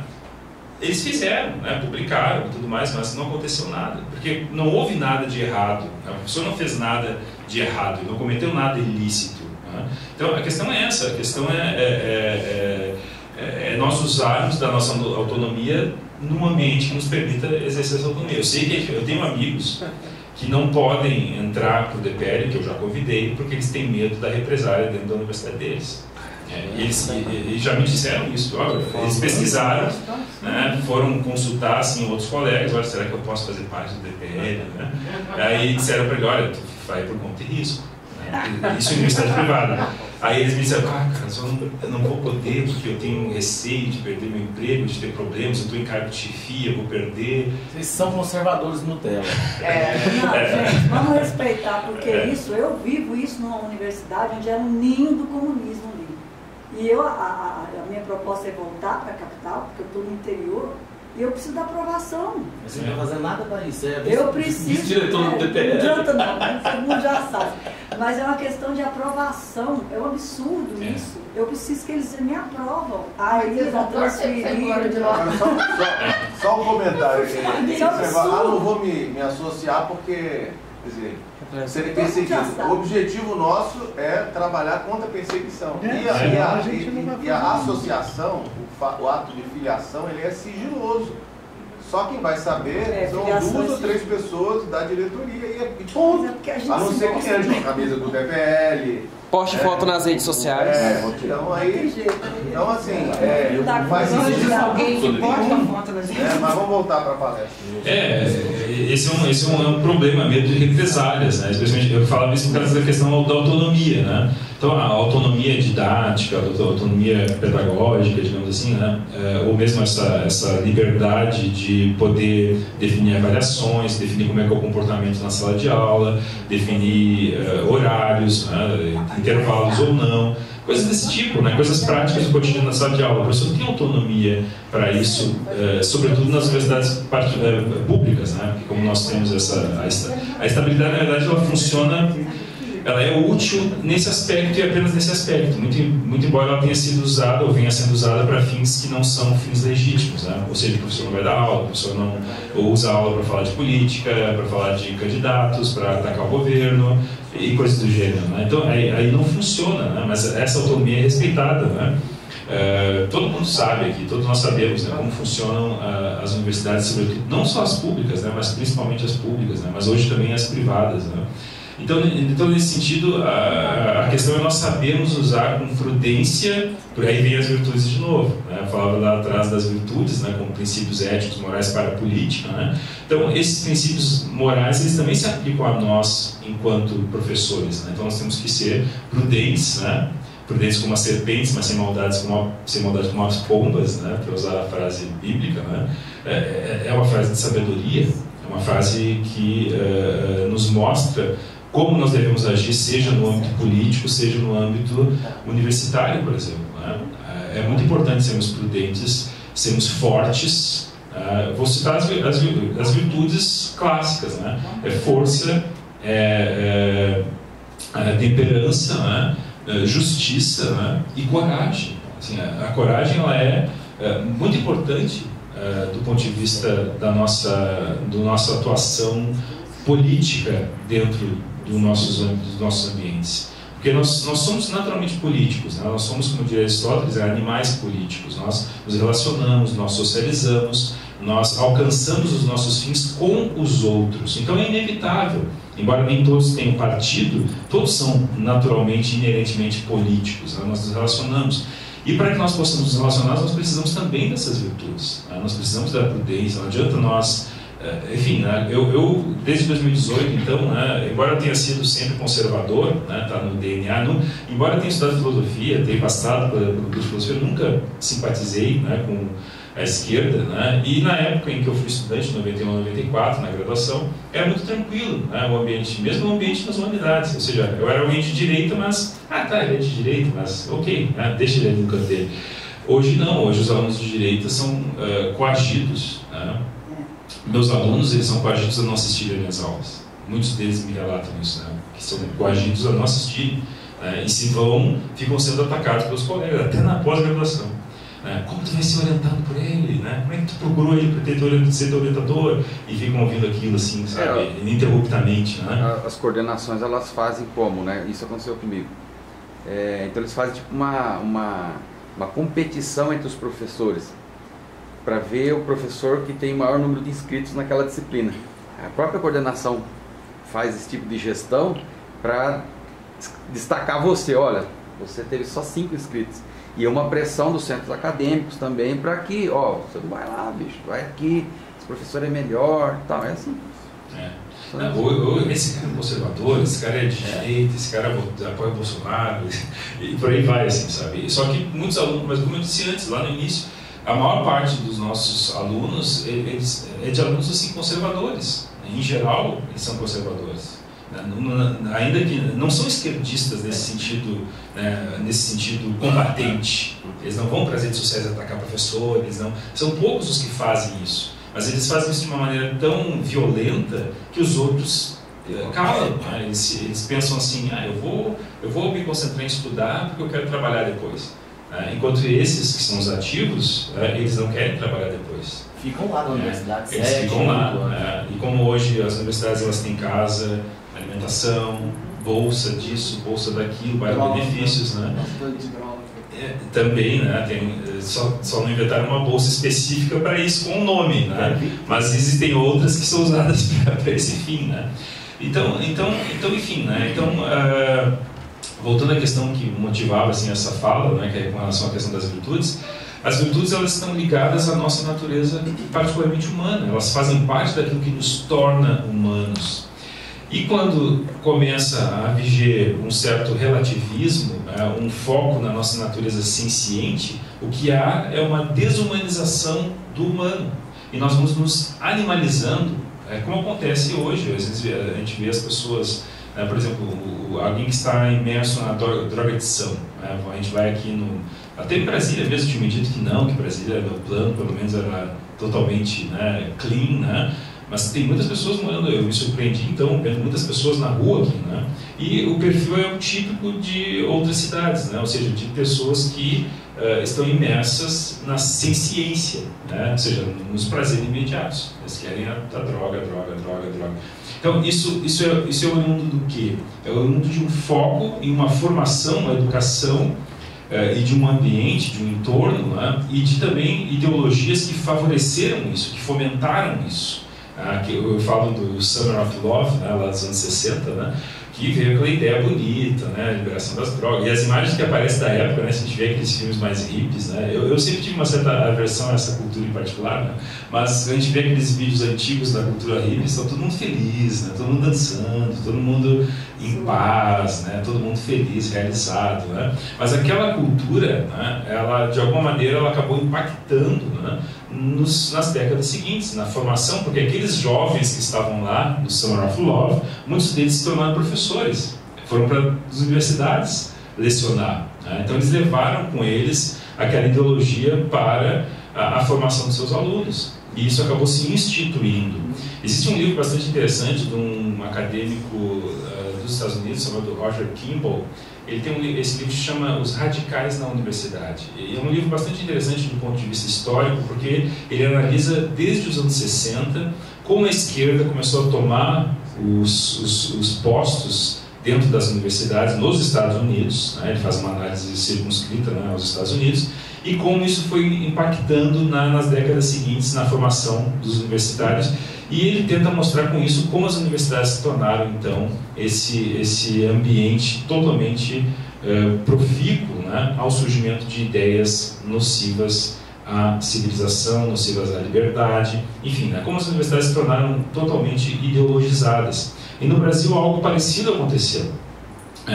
Algo similar aconteceu no Brasil também nas nossas universidades, sendo que a fonte do problema, de fato, foram ali as humanidades, porque como as humanidades elas têm espaço, né, para, digamos, a liberdade, mas na verdade não é a liberdade, como eu havia dito antes, é a licenciosidade, né? Como a liberdade, como a faculdade, a universidade, ela fomenta essa licenciosidade, o que ocorreu foi que certos vícios eles passaram a se tornar legítimos, justificados, né? Vejam, por exemplo, mesmo em outras áreas, né, se a gente for ver, outro dia ainda lia, né, um artigo lá sobre, na área do direito, né, questão do direito de família, né. Hoje é muito difícil falar dessa visão de família natural dentro de um curso de direito, por exemplo, né, porque família, a ideia de família, sim, qualquer agregado é uma família. Tem um ajuntamento ali, é família também, pode ser família. Tudo que é ajuntamento é família. Né. Então, eu falo porque eu já palestrei, né, para um curso de direito, sobretudo para professores de direito de família, e apresentei essa tese aqui, né, inclusive, né, no debate. Foi um debate interessante, houve visibilidade no debate, mas a minha ideia ao palestrar sobre esse tema foi justamente mostrar, olha, não é qualquer agregado que funciona como uma família. Para começar, a família ela não surgiu a partir de uma ideia, né, porque tem aquele discurso, né, a família é uma criação da burguesia, esse é um dos mais típicos, né, só que ela não é, nem a monogamia é. Tem um autor chamado William Tucker. Ele tem um livro intitulado Casamento, como a monogamia nos tornou humanos. E esse livro é bastante interessante porque ele mostra também, né, de uma perspectiva evolutiva, como surgiu a família. Né, e a gente percebe que ela não surgiu porque alguém um dia acordou e pensou, hoje eu vou inventar a família. Né, diferentemente de outras ideias. Então, aqui nos interessa, como liberais, essa distinção entre aquilo que surge espontaneamente e aquilo que surge da cabeça de alguém. Eu sempre desconfio daquilo que surge da cabeça de alguém, né? Porque não foi algo que surgiu espontaneamente, não é algo que passou pelo teste do tempo e pelo teste da experiência, porque nós, enquanto conservadores, nós somos, como eu disse antes, empiristas. Então, se esse modelo surgiu espontaneamente e funciona, ele tem que ser preservado, ele tem que ser conservado. O Russell Kirk distingue, né, num livro bastante interessante para todo conservador, a Política da Prudência, ele distingue entre o conservadorismo e a ideologia, que é mais ou menos essa distinção. Né? O conservador ele quer preservar aquilo que passou pelo teste do tempo, enquanto que o ideólogo ele tem uma ideia bacana, tipo, sei lá, Platão. Né? Um dos mais antigos socialistas, assim, historicamente falando. Por quê? Porque na República ele sustenta a ideia de uma sociedade fechada. Ele cria toda uma ideia dividida em grupos, né? Tem ali 3 castas diferentes, né? E que não pode sair de um lugar para o outro, né? E aí tem todo o Estado, né? Um Estado forte, né? O rei filósofo. O rei filósofo, né? O rei filósofo é o sábio, né? Aquele que vai governar os demais. Então ele tem 3 classes, né? Os artesãos, que incluem todos os que fazem trabalhos manuais. Mas vejam, no mundo platônico, da República Platônica, um sapateiro tem que ser sapateiro a vida inteira. E quem vai dizer se ele é um sapateiro é o Estado. Porque o Estado vai analisar suas habilidades e vai dizer, não, tu nasceu para ser sapateiro. Ok, tem que ser sapateiro. Ou tu nasceu para ser um guardião, né? Ou então tu nasceu para ser um sábio, né? Tu é um filósofo, e aí tu nasceu para governar. Então é um modelo de sociedade fechada, totalmente fechada, né? Antiliberal, né? Mas muito bem elaborado. É um livro do ponto de vista literário fascinante, né? Vale a pena ler como literatura. Mas do ponto de vista filosófico, é um modelo de sociedade fechada que surge da cabeça de quem? De um autor, Platão, e que nunca deu certo. Porque nenhuma ideia que surge da cabeça de alguém dessa forma dá certo, né? Por isso que o sistema comunista não funciona. Por isso que o que acontece, seja Venezuela, agora na Argentina, né, então um exemplo mais próximo para usar. Eu cansei, eu usava muito exemplo da Venezuela, agora já posso usar do da Argentina, né? Vou dar de exemplo, né, para inovar um pouco, né? Mas o que acontece quando um governo ele se arroga a capacidade de decidir sobre questões que caberiam aos indivíduos decidir? Acontece isso, é miséria, é sofrimento, é morte. Então a ideologia ela tem esse aspecto, né, totalitário, ditatorial, em que não é levado em consideração a experiência e tampouco aquilo que surgiu espontaneamente. Porque, como eu havia dito antes para vocês, propriedade privada, livre negócio, né, isso tudo surgiu espontaneamente. Mesmo vejam, houve no Neolítico aquilo que chamam de a grande revolução agrícola do Neolítico. Né? O que ela consistiu? Eles estavam selecionando sementes. Hoje falam da Monsanto, que esses grupos... Cara, eles sofisticaram. Hoje nós temos isso de uma forma muito mais sofisticada, né? Alimentos que são modificados geneticamente, etc. Né? Podem haver alguns problemas ali? Podem, mas a ideia originária de selecionar sementes, por exemplo, lá no Neolítico, há 5 anos atrás, os caras já estavam fazendo isso. Entende? Porque eles deram conta, não, vamos selecionar para ter um cultivo melhor. Enfim, né? Então, especialização do trabalho. Existem artefatos arqueológicos descobertos que comprovam, né, que também, né, na pré-história os indivíduos já estavam especializando tarefas. Um fazia uma parte, o outro fazia a outra. Isso é especialização do trabalho. Selecionando os animais também. Seleção dos animais, exato. Né? O próprio Darwin começa a origem das espécies falando de quem? Falando das vacas lá, que os caras estão selecionando, né, para tirar mais leite, para produzir mais. Enfim, a seleção, mas isso não é uma prática ali do século XVIII, isso é muito mais antigo, né? Já se estava fazendo isso. Isso é conservar aquilo que precisa ser preservado. Então, os valores liberais, esses centrais aí, né? Liberdade, propriedade privada, livre troca, especialização no trabalho, seleção de sementes, isso os nossos antepassados já estavam fazendo. Isso não foi criado, não foi o Adam Smith que criou isso lá quando escreveu A Riqueza das Nações, né? Não foram os autores liberais que criaram isso. Eles são autores conservadores, autores como John Locke, autores como Adam Smith, ou mesmo recentemente, né, Mises, Hayek, né, e outros, né, eles estão justamente preservando aquilo que funciona. Um autor que eu admiro muito, recente, ainda vivo, né, embora já bem,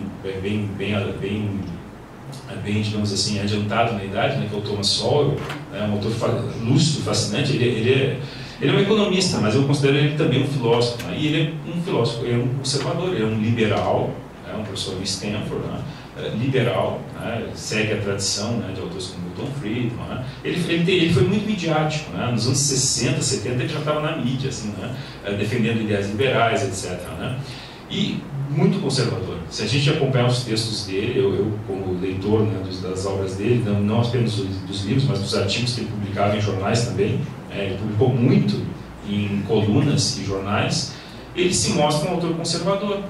Porque inerentemente o liberal ele quer conservar aqueles valores que funcionam, né? Então por isso que não há uma, digamos, ou eu sou liberal ou eu sou conservador. Isso tudo parte de uma ideia equivocada que só para um detalhe curioso, né? O Hayek escreveu uma obra chamada Constituição da Liberdade, e no capítulo final ele diz: por que eu não sou conservador? Aí todo mundo passou a entender que não dá para ser conservador sendo liberal. Mas na verdade o Hayek estava questionando não o conservadorismo, mas aquilo que eu chamo, ele não usa esse termo, né, mas o que eu chamo de reacionalismo. Há uma distinção, eu fiz essa distinção, né, mas para esclarecer para meus alunos, né, o que era o conservadorismo, eu disse: olha, isso que vocês estão vendo como conservadorismo não é conservadorismo, é reacionalismo, é não querer mudar as coisas, ainda que estejam erradas. Ou seja, se uma ideia, se algo não está dando certo, se muda, o conservador muda. se ele vê uma razão para mudar. Mas o reacionário não muda, o reacionário não quer mudar nada. Então, na verdade, o Hayek estava criticando justamente uma elite, né, que pretendia se manter bem em detrimento dos demais. Então era isso que o Hayek estava vendo como conservadorismo ali, mas não é o conservadorismo como nós o entendemos, né? Qual que é o nome do autor que o senhor falou? Qual deles? Esse que o senhor está falando. Hayek. Friedrich von Hayek. Ah, tá. Ele foi prêmio Nobel nos anos 70.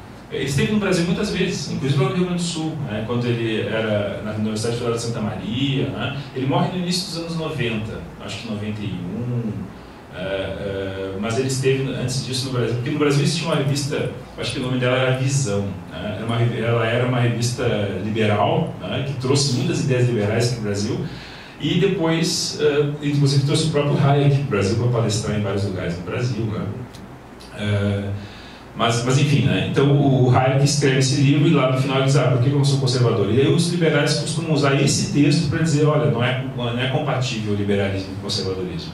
Mas eles não entenderam o que o Hayek escreveu nesse capítulo, né? Porque se eles tivessem lido, eles saberiam que o Hayek não estava criticando a tradição conservadora, né? Estava criticando uma visão que era basicamente reacionária, que deve ser condenada.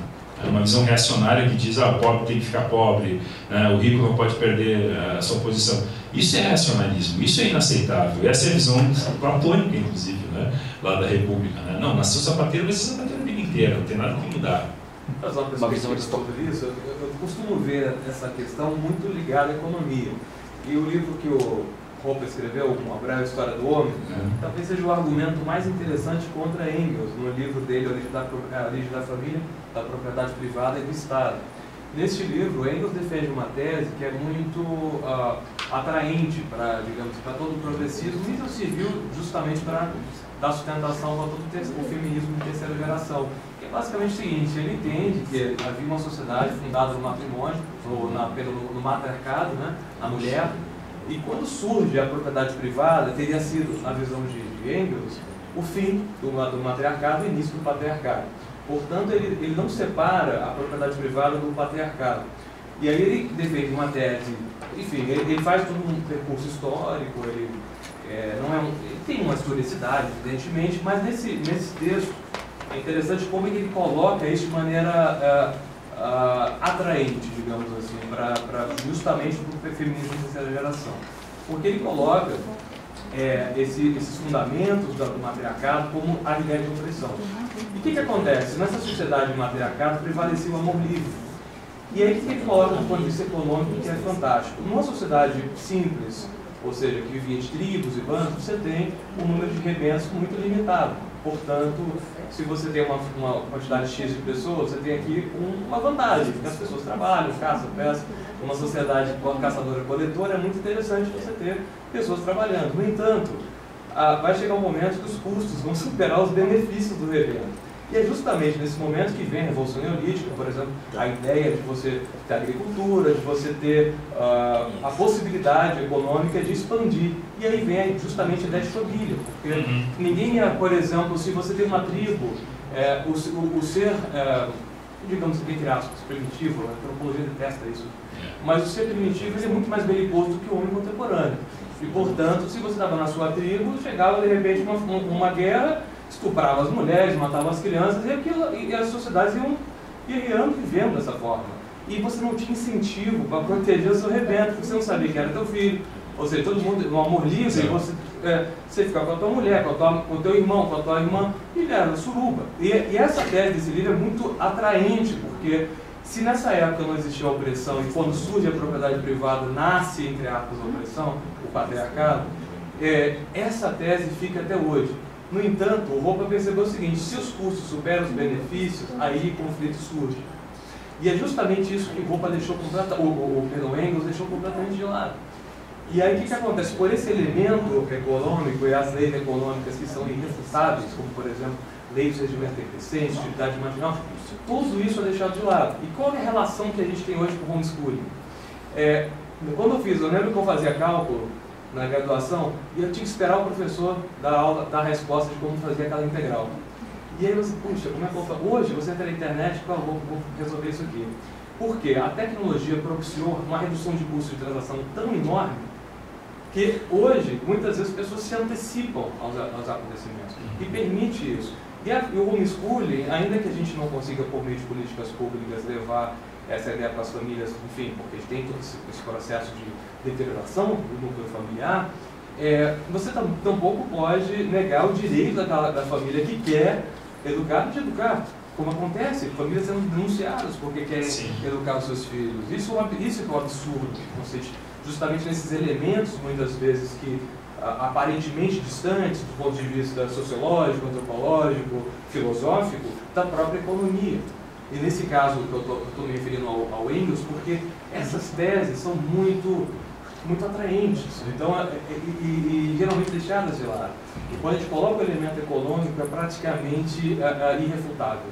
E realmente, no caso da origem da propriedade privada da família do Estado, eu recomendo, porque o cerne da discussão que a gente tem hoje, do progressismo, da New Left elevado ao quadrado, com a pauta da Identity Politics, a base dela é esse maldito livro de 84, de 1884, um ano depois que Marx morreu, foi publicado esse livro, e ele está no imaginário, digamos, de todo progressista, ou seja, todo progressista, no fundo, pensa numa sociedade do amor livre, fundada em um absurdo. Imagina uma população de bilhões de pessoas. Exato, um dos textos que eu cito aqui, que fala sobre o surgimento da monogamia, se refere exatamente à questão de população. Veja, são várias justificativas para o surgimento da monogamia. Um deles é sobre como uma comunidade cada vez maior exige cada vez mais relações entre casais para evitar, por exemplo, a propagação de doenças sexualmente transmissíveis que levam, por exemplo, a infertilidade, problemas de infertilidade, ou seja, a questão biológica, né, de levar os genes adiante, né, que é um dos cernes, né, da teoria evolutiva. Ele ganha força em populações cada vez maiores, uma vez que permite a fertilidade, a questão do cuidado também. Né? O William Tucker toca nessa questão também no livro dele, sobre como o homem ele se compromete mais com aquele filho que ele sabe que é dele. Tem elementos biológicos nisso, sabe? Que estão aí. Isso, são incentivos que não são visíveis. Exatamente. Né? Que eles vêm espontaneamente da nossa natureza. Né? Então a questão da monogamia ela surge muito fortemente ligada a questões como essa, né? Questões tipicamente evolutivas, né? E com relação também à questão do evolucionismo nesse contexto todo, né? E a questão da barbárie que tu mencionaste aí, né? Que surge em determinados contextos. O Darwin tem uma passagem, eu sei que o Darwin tem alguns problemas ali, mas algumas ideias dele são digamos, interessantes. Ele teve uns insights que são dignos de nota, né? E na Descendência do Homem, numa determinada passagem, ele fica mais de uma página descrevendo uma suposta situação passada a partir de uma pergunta. Ele pergunta assim, de onde será que Kant tirou a ideia de dever? Ele começa com uma questão moral, né? E aí ele passa uma descrição de populações ou de civilizações que deixaram de existir. E por quê? Aí eu volto ao ponto de partida da nossa fala aqui hoje, né, que foi sobre as virtudes. Ele diz o seguinte, ele diz, olha, alguns povos que se deram conta de que algumas virtudes eram necessárias, solidariedade, fidelidade, esses povos prosperaram. Os bárbaros, e ele fala de povos que eram simiescos, bem antigos mesmo. E ele diz, olha, os povos que não respeitavam essas virtudes desapareceram, deixaram de existir. Não evoluíram, né? não prosperaram, não propagaram seus genes e não foram adiante, acabaram deixando de existir. O próprio Darwin diz isso na Descendência do Homem. Então, o que eu quero dizer é o seguinte, que essas virtudes, das quais eu falava lá no início, essas virtudes elas surgiram espontaneamente para assegurar que nós iríamos prosperar humanamente, de um ponto de vista individual, de um ponto de vista civilizacional e social. E essa é uma motivação que nós não vemos.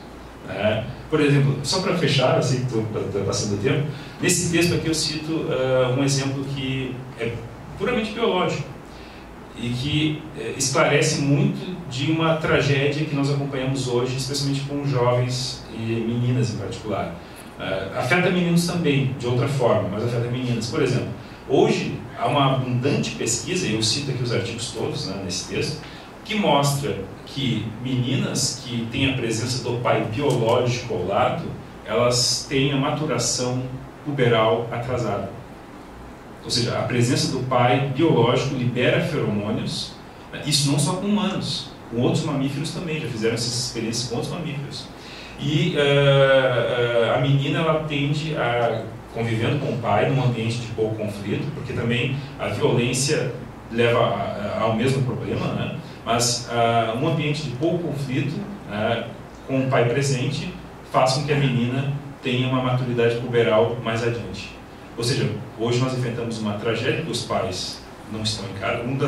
Isso está sendo descrito desde os anos 60, inclusive, né? Teve aquele senador nos Estados Unidos, né, democrata, inclusive, né, mas que tem o famoso, né, relatório Moynihan, né, em que ele mostra que a tragédia com a família negra nos Estados Unidos não era questão econômica, porque do primeiro século depois da escravidão, os negros estavam prosperando, estavam melhores que os brancos em alguns requisitos.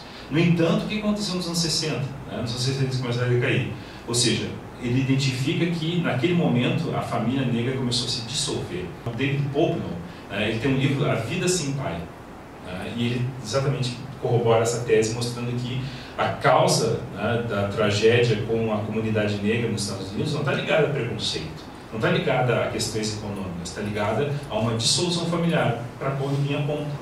Então, a questão, voltando, a menina, né, a menina então ela tem a sua maturidade puberal atrasada, ela não, portanto, ela não tem a sua iniciação sexual muito cedo, ela não engravida muito cedo, então o risco de ela engravidar mais cedo e abandonar a escola, abandonar os estudos, e todos os problemas sociais que a gente conhece, estão ligados em grande medida à presença ou não do pai ao lado. Isso é biologia, não é ideologia, é um fato. E vários estudos corroboram esse fato, e de novo, não só com humanos, mas inclusive foram feitas experiências com outros mamíferos também, né? Mas nos artigos que eu cito no texto aqui, vocês encontram todas essas informações. Mas o que eu quero dizer é o seguinte, a ideologia não tem espaço não dá espaço para a ciência e para as boas razões. Ou seja, a ideologia é aquilo que surge na cabeça do sujeito, né? Independentemente de se isso surgiu ou não espontaneamente, se isso está ligado ou não à nossa própria natureza. Então, o ponto é, nós temos que insistir em mostrar os fatos, ainda que hoje a cultura política, a cultura acadêmica nesse sistema de cotas, né? É muito bonito falar sobre isso, né? Vamos cota para todo mundo, universidade para todos, né? Imagine eu lá em 2005, 2006, eu na sala de aula dizendo para os alunos, não há universidade para todos, a universidade não é para todos. Eu dizia isso lá em 2006, porque na época tinham faixas lá na universidade, né? Era muito na moda isso, né? Foi quando eu entrei na Universidade Federal. Eu dizia para os meus alunos, não, a universidade não é para todos. Aí, preconceituoso, o senhor quer os pobres fora da escola, da universidade, o senhor, enfim, né, elitista, etc, etc, etc. Né? Então, mas os fatos mostram que a universidade não é para todos. É uma questão de evidências, não é uma questão de ideologia, não é o que eu acho, é um fato. E na questão da liberdade também, não é todos que querem a universidade. Claro que não, esse é o ponto, né? Nem todos querem, o sujeito, daqui a pouco nós não vamos ter mecânico, não vamos ter chapista, vão faltar profissões em breve necessárias, fundamentais. Isso eu já via nos Estados Unidos, há uns 10 anos atrás, já havia falta de mecânicos, por exemplo. Motoristas do Brasil hoje. E vão faltar profissões como essas, porque o aluno entra num curso de licenciatura, não, eu estou numa universidade, eu tenho um diploma de filósofo, de formado em filosofia, eu não vou dirigir um carro, eu não vou dirigir um caminhão, eu não vou ser chapista, eu não vou... Enfim, se criou essa cultura equivocada, né, de que todos precisam estar dentro de uma universidade. E uma coisa simples, né? Você vai aprender os detalhes de uma profissão ainda na juventude. Se você passa até os 30 anos dentro de uma universidade aprendendo filosofia, o dia que você precisa aprender realmente alguma coisa da sua profissão, porque não vai ter espaço para todo mundo, né? Não vai ter mundo suficiente para todos os filósofos. Não, já estamos enfrentando isso. Eu tenho visto isso, porque eu acompanho assim, já há bastante tempo, né? O que vem acontecendo no ambiente acadêmico. Então eu vi lá atrás alunos meus que se fizeram mestrado, pós-doutorado e que se encaminharam profissionalmente, né? Mas dos últimos anos não. Tenho alunos excelentes, recém defendendo a tese ou dissertação, que não tem qualquer perspectiva de emprego, e não tem realmente. E são excelentes. Nós temos alunos excelentes, por quê? Porque algum medíocre lá atrás ocupou uma vaga. Ele não tinha habilidade, mas como na época estava sobrando vaga, ele entrou. Ele ocupou aquele espaço.